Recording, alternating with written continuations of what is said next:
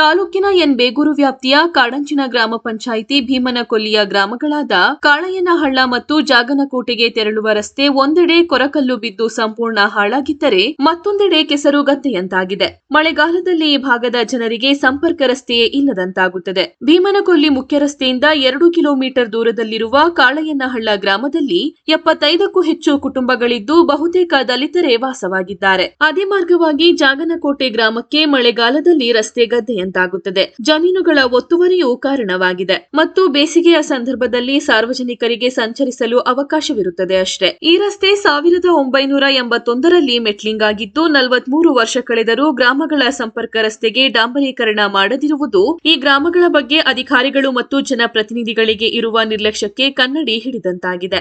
ಡಾಂಬರು ಕಾಣದ ರಸ್ತೆಗಳು, ಮೂಲ ಸೌಲಭ್ಯ ವಂಚಿತರಾದ ಗ್ರಾಮಗಳತ್ತ ಜನಪ್ರತಿನಿಧಿಗಳು ಹಾಗೂ ಅಧಿಕಾರಿಗಳು ನಿರ್ಲಕ್ಷ್ಯ ತೋರುತ್ತಿದ್ದಾರೆ. ಗ್ರಾಮಗಳಿಗೆ ರಸ್ತೆ ಸಂಪರ್ಕ ಕಲ್ಪಿಸಿ ಶಾಲಾ ಕಾಲೇಜಿಗೆ ತೆರಳುವ ವಿದ್ಯಾರ್ಥಿಗಳಿಗೆ ಅನುಕೂಲ ಮಾಡಿಕೊಡಬೇಕು. ಜನಪ್ರತಿನಿಧಿಗಳು ಮತ್ತು ಅಧಿಕಾರಿಗಳು ಕಾಡಂಚಿನ ಗ್ರಾಮಗಳಿಗೆ ಮೂಲ ಸೌಲಭ್ಯ ಕಲ್ಪಿಸಬೇಕೆಂದು 2 ಗ್ರಾಮಗಳ ಜನತೆ ಮಾಧ್ಯಮದ ಮುಖಾಂತರ ಮನವಿ ಮಾಡಿದ್ದಾರೆ.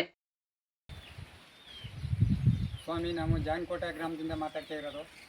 ಈ ಜಾಗನಕೋಟೆ ಗ್ರಾಮದ ಭೀಮನಕೊಲ್ಲಿ ಅಡ್ರಸ್ತೆ ಡಾಂಬರ್ ರಸ್ತೆಯಿಂದ ಬೈನಗುಡಿ ದೇವಸ್ಥಾನದಿಂದ ನಮ್ಮ ಜಾಗನಕೋಟೆ ಗ್ರಾಮಕ್ಕೆ ಹೋಗೋ ರಸ್ತೆ ತುಂಬ ದುರವಸ್ಥೆಯಾಗಿದೆ. ಹಾಗಾಗಿ ನಮ್ಮ ಚಿಕ್ಕಮಾದು ಸಾಹೇಬರಿದ್ದಾಗ ಈ ಸರ್ಕಾರಿ ರಸ್ತೆನ ಸರಿಪಡಿಸ್ಕೊಟ್ಟಿದ್ರು ಮತ್ತು ಕಾಮಗಾರಿ ಮಾಡಿಕೊಟ್ಟಿದ್ರು.